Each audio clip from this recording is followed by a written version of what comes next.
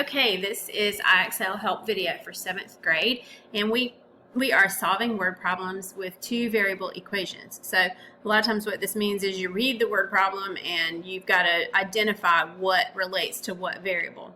So this equation shows how the amount of jam Tess has jarred is related to the number of days she has spent making jam. So I'm going to guess that the J stands for jam and the D stands for the number of days. Oh, and that's what it says. D represents the number of days, and the variable J represents the amount of jam jarred. So how much jam did Tess jar if she spent 1 day making jam? So 1 day would tell us that what we're going to do is we're going to substitute a 1 for D. So they're saying D equals 1. So then J would equal 4 times that 1. We're going to sub that in. So J would equal 4.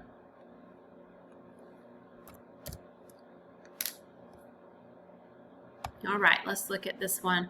The equation shows how the cost of a corporate team building event depends on the number of attendees. D equals 5A.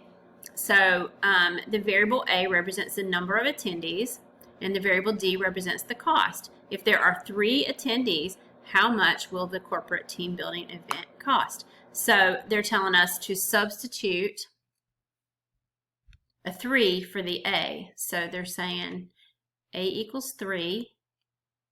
So D equals 5 times 3. That would be 15.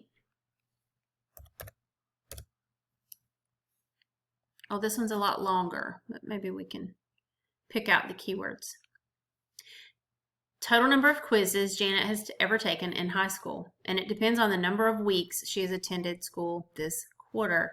Okay, so the number of quizzes is the Q, and the weeks is the W.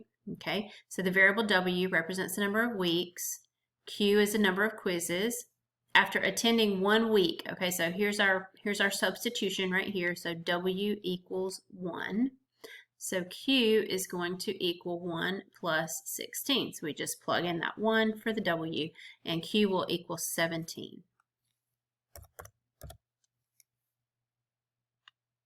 Okay, let's see.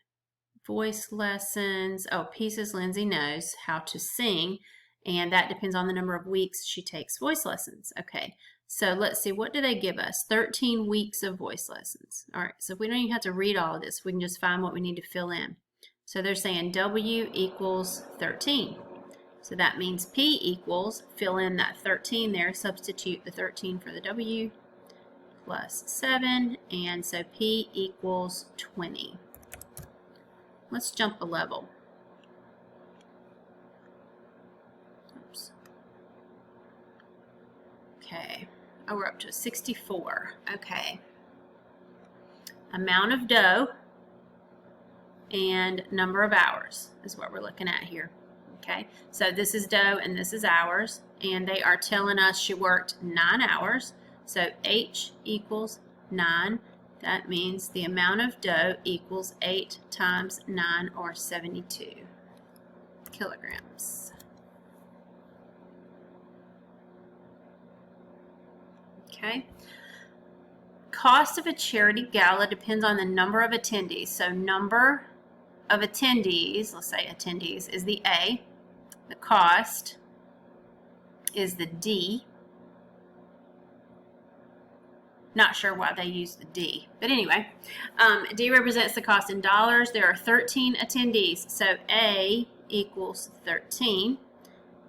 So rewrite your equation, plug in that 13 for A.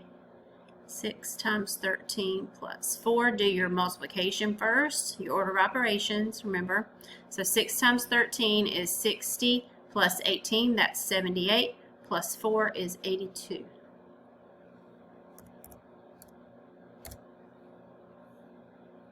Okay, I'm going to jump one more level, see if we get anything interesting. So we're at the challenge zone.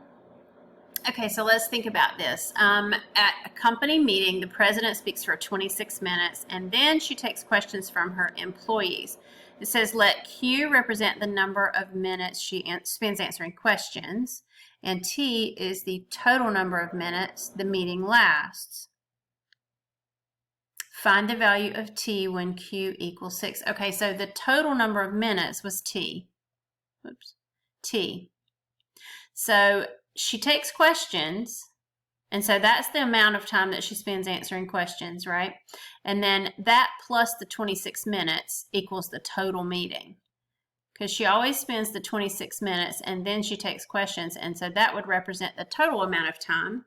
And what they're telling us is that she spent 6 minutes answering questions. So 6 plus the 26 would give us the total number of minutes. So that would be 32.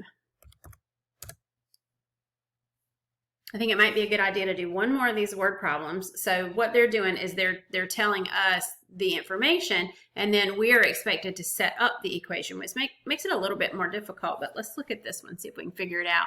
So there's this food company that puts 36 carrots in each bag of frozen vegetables. So there's this bag of frozen vegetables. B represents the number of bags of frozen vegetables, and C represents the total number of sliced carrots.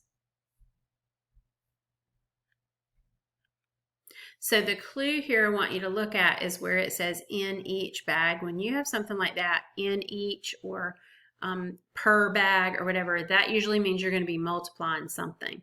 So the number of carrots, the total number of carrots, is going to equal 30. There's 36 carrots in each bag.